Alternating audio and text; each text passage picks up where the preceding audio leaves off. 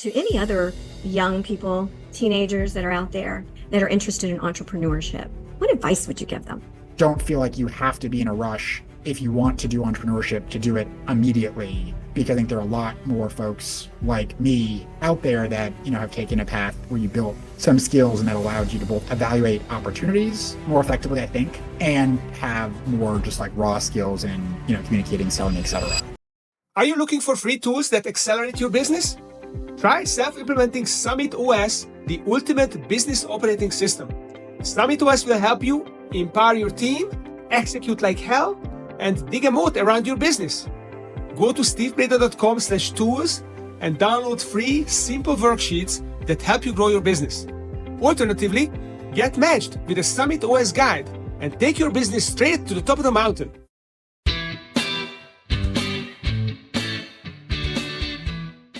Welcome to the Management Blueprint Podcast.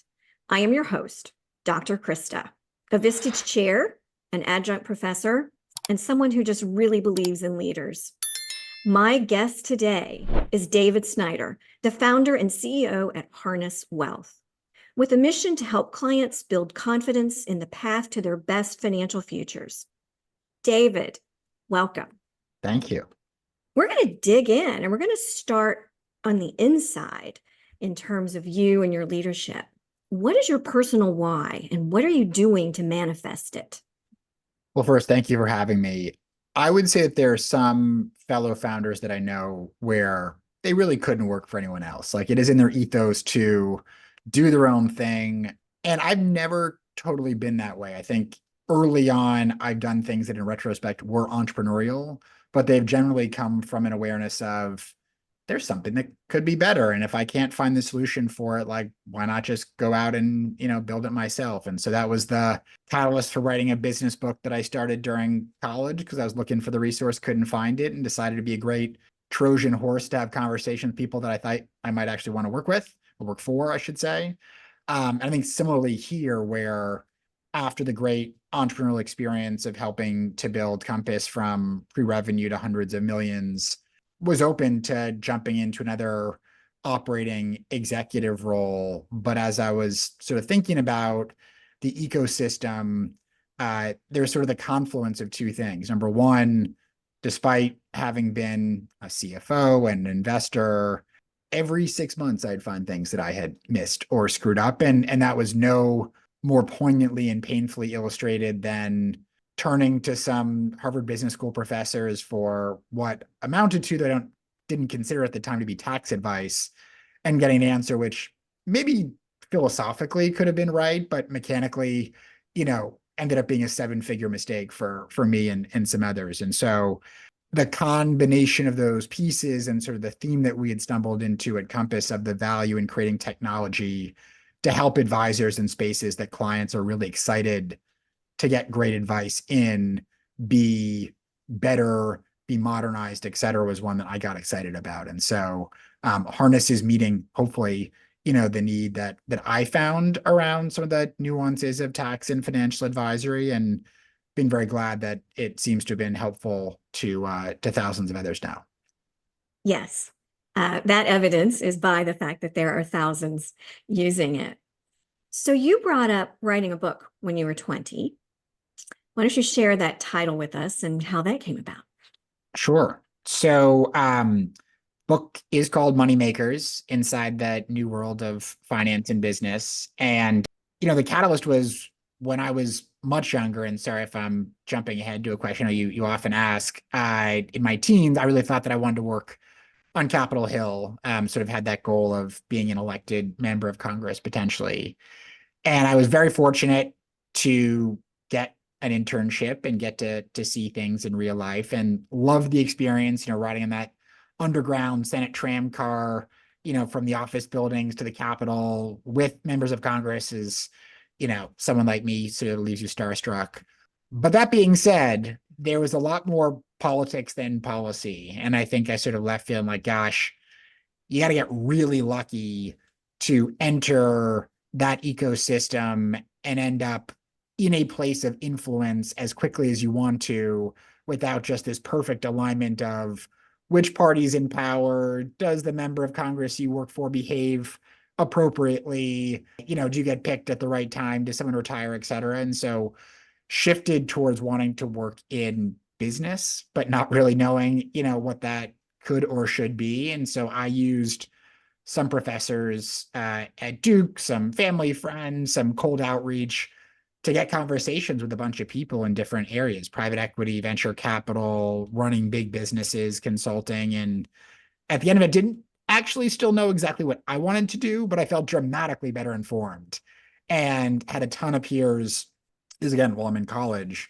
that I think had similar indecisiveness or lack of even context on how to think about, what a career in business might look like. And so I decided, hey, like maybe I can actually, make a book out of this if I can get really good interviews. And the key to that, I think, very much like entrepreneurial business, is finding points of validation. So I happened to sit next to David Rubenstein, the Carlyle founder, at a lunch of Duke trustees that I was invited to, parlayed that into getting his card. He agreed to do an interview, did it, the next week. No interview I did for the book was ever that seamless in scheduling and meeting and everything else. But, all of a sudden he did it. Jamie Dimon had done it, spoke to John Mack, a bunch of others. And so I then could use the credentials of the people that had opted in early on to convince others. And there ended up being, enough there to get Macmillan to publish it. Okay, so your college experience is a little different than most, I think. Not many of us have a chance to sit down and talk to David Rubenstein. It's really impressive. Something else that you said that just called to me on a personal level is I watched House of Cards, West Wing, Madam Secretary, because I too was interested in governance and politics, which of course they go hand in hand. But having watched all those things, I'm glad I made the decision not to go that direction. I mean, I still, harbor aspirations of finding a role to positively influence policy, but figured there were some other things I wanted to get done first before taking a shot at that. I think you're on a great trajectory. Let's talk about I'd like you to speak just for a little bit to any other young people, teenagers that are out there that are interested in entrepreneurship. You could go back or go out and talk to a 13, 14, 15-year-old. What advice would you give them? It's interesting. I'm not that old, but the years are ratcheting up. There were very few people that went directly into traditional entrepreneurship in the early mid 2000s. I think there are many more opportunities for students, whether it's on the sales and marketing side, whether it's on the engineering side, et cetera, or even to be a founder. You can be wildly successful. Obviously, some of the greatest entrepreneurs in the US have been college dropouts. But I think statistically, and certainly from a learning experience, I am dramatically better as an operator, having been through a couple of years at Bain & Company, having been, at a large private equity investment firm, et cetera. And so I think it's important, and many people do, this is not novel advice, but understand how long an arc most careers are. And if you have some phenomenal idea and you happen to be able to code it and run with it, like go for that. There are more resources in undergrad and graduate schools, et cetera, people to make that leap immediately. But I think without either that perfect opportunity or that amazing idea that you believe you absolutely have to pursue, there is far more structured learning at organizations that have had the time and the resources to develop training, mentorship as part of their model, that I think you can definitely learn other ways, but it's not always me clear whether that's you're picking up good habits or bad habits in startups. Even the best performing ones have to be quirky and cut corners to grow quickly without unlimited resources, et cetera. So number one, I think don't feel like you have to be in a rush if you want to do entrepreneurship to do it immediately, because I think there are a lot more folks like me out there that, have taken a path where you built some skills and that allowed you to both evaluate opportunities more effectively, I think, and to have more just like raw skills in, communicating, selling, etc. So I'd say that probably number one. And then I think two, I'm fortunate now to have the opportunity to work with people that are in their, mid-20s, mid-30s, mid-40s, etc. Especially for people that are early on, you get really to a distinguishing place in being able to execute on what I think have traditionally been the basics, like that bunch of the stuff that's in sort of, the Dale Carnegie, how to influence people, etc. type of thing, like show up on time or early, be responsive, think about how what you're doing can create leverage for the person that you're reporting to, respond to an email immediately and just say, received, working on it, I'll get back to you in an hour, a day, a week, whatever it may be, to build that confidence. So when someone asks something of you, you're going to deliver against it. I think that younger, talented individuals like have never been smarter or more capable, but I think they on average also sometimes, especially if they didn't have that professional service experience early on, can miss things that hinder their ability to be as successful, assuming that success is predicated upon working with people that, have been in the workforce for a couple decades and value stuff that traditionally has been really beneficial in business and upward mobility. I love it. I love that you're reinforcing that there's continued leadership development within organizations. And for young people looking for companies to go to, look for those who are going to lift them up and nurture their path. And then you also underscore the importance of that mentorship and even stretching yourself. Doing what we do well all the time, we just stop growing. So pushing yourself to go on. So thank you. Kind of along those lines, talking about processes, you shared with me that you follow a decision-making framework with the acronym RAPID, R-A-P-I-D, which was you found in Matt Mashari's The Great CEO Within the book. So tell us about RAPID. So I think it hits on a few different components. So RAPID stands for recommend, agree, perform, input, and decide. And it's meant to encapsulate a few things. Number one, the person pushing for a decision can but doesn't have to be the decision maker. The CEO can but doesn't have to be the decision maker. But it's also really valuable to ensure that you've got the right people that ought to be involved in a decision, aware of it, providing input, et cetera, to create the best outcome. So the R recommend is someone who's actually indicating from the team, hey, we need to make a call on this, going to a new market, making an exception on a deal for a new customer, et cetera. And they ideally are not just recommending we make a decision, but have a proposed solution or what they think the business, the team, et cetera, should do. The agree side are those that should be like brought in and agree generally. And that can be something as structural as like legal, making sure that it's, okay, or compliance if you're a business like ours that has some regulation around it, et cetera. The P is perform, like who's actually going to get stuff done based upon, what you choose to do as a path.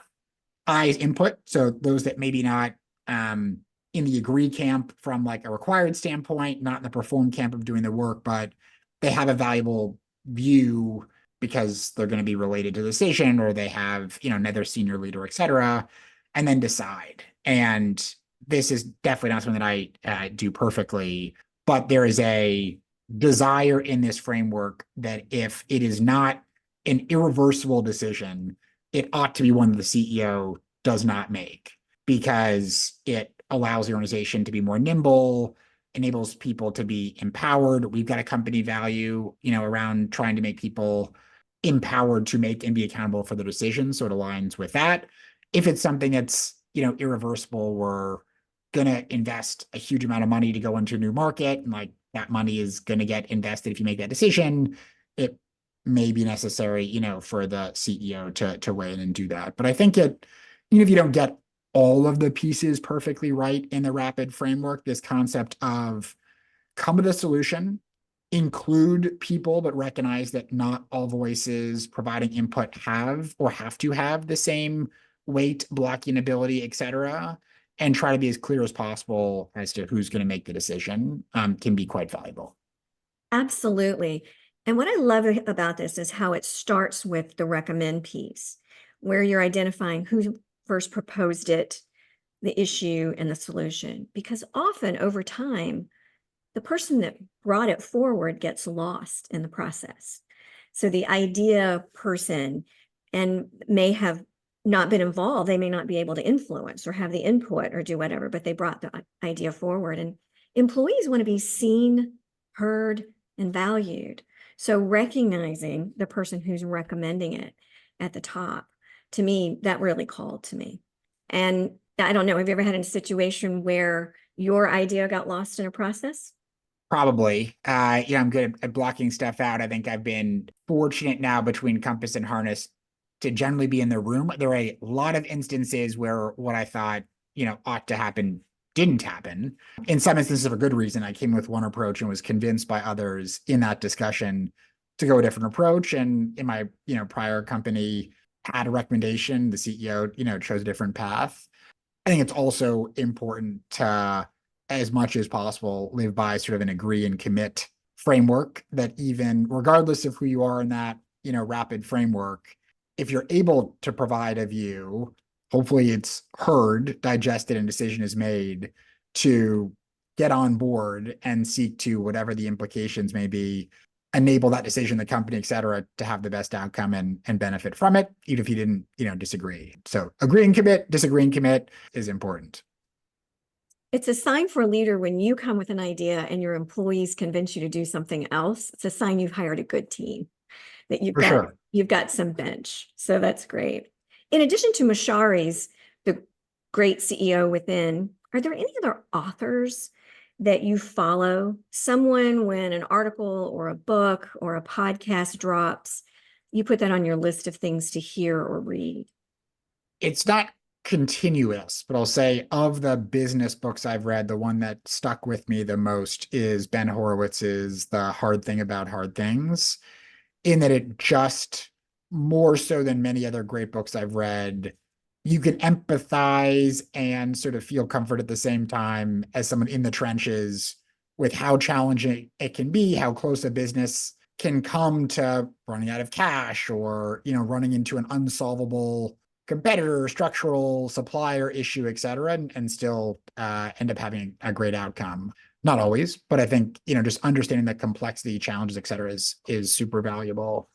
I would say I kind of move in between tax industry podcasts because I want to have a pulse on sort of what is happening in the space that we are building and playing and hoping to innovate around, in addition to, some general interest stuff. And depending on my headspace, that may be acquired for a multi-hour journey of how a business was built, or it could be smartless for sort of fairly mindless but entertaining time killing if you're on a long drive or on a trip, et cetera.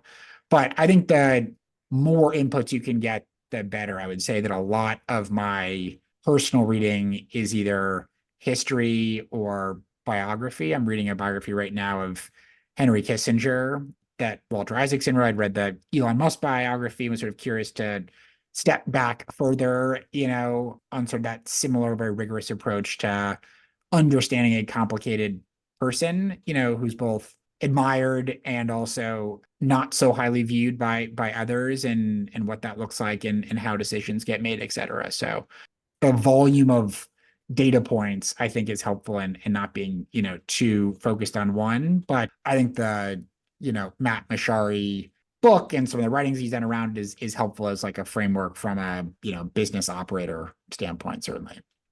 Who knows? A little while down the timeline, we may be reading a biography about David Snider and changing the financial futures for people. Let's look at your employees. If I were to ask them to describe your management or leadership style, how do you think they would respond to me? You never know for sure, but certainly, what I'd hope, and this was the case when I was COO, CFO before this, and then in this role, is that I'm a source of calm and confidence. I definitely perceive the metaphor to be that in the role that I had before and in this one, for people not to see how furiously the, feet under the water may be churning, to keep the ship moving, whether that's for employees, for clients, whatever the case may be. The hope is that it feels predictable. And I think that's also really important I think, most people in the company would say there are not a lot of decisions that get made that feel totally out of the blue or incongruently with past conversations or past approach that we had. Now, we've had significant evolution in the way that we go to market. We started as a pure play marketplace. We're now a vertical SaaS business with that marketplace. We've tried a lot of new things, et cetera. So it doesn't have to be incongruent with evolving the business. But I think I've seen other leaders where it's like they're on a sailboat and they only know how to tack, versus being on a motorboat and being able to course correct, or give people a little more warning before the boom comes swinging around. And they're doing a lot of this, to get from point to point in a way that I think is challenging for people to adjust to. So I try as best I can to, especially for my direct reports and also for all of our weekly all team meetings that I tend to talk a lot in, ensure that I'm giving people enough information that they have the context on what we're doing, what's gone well, what is underperformed and how we're attacking that. We try to share board materials with the team after the fact to give a sense of how we're doing, sharing our monthly KPIs that we use among the leadership team and our board.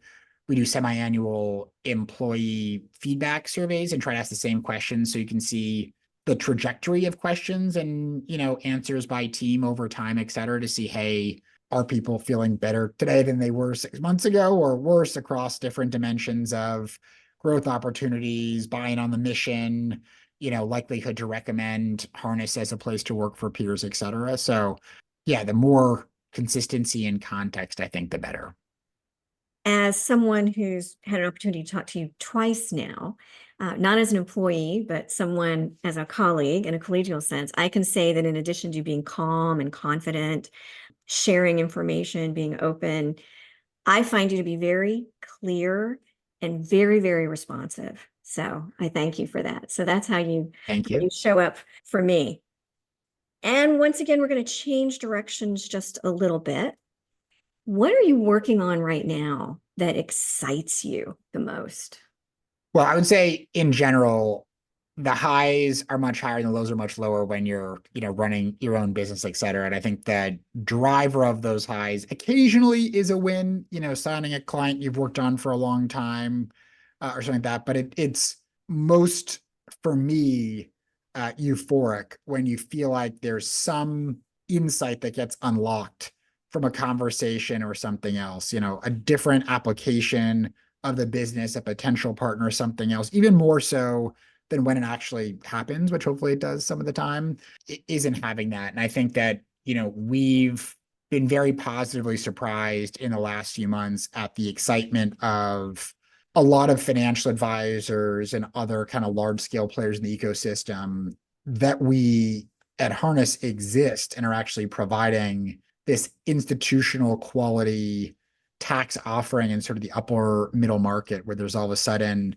national scale, very contemporary, best in breed technology solutions, but those are being powered by very talented, experienced tax advisors. And so I think that was one of those where didn't really think about it. It kind of came out of a few organic conversations with some venture and corp dev teams at big organizations, but it's been, a valuable new vector for the business and its growth and one that I get excited about exploring because it allows us to amplify the scale of who we can serve if we're not just bringing in people through the content or other direct activities, but actually doing so by having won the trust of really large, incredibly well-respected institutions that are comfortable partnering with us to help serve their clients.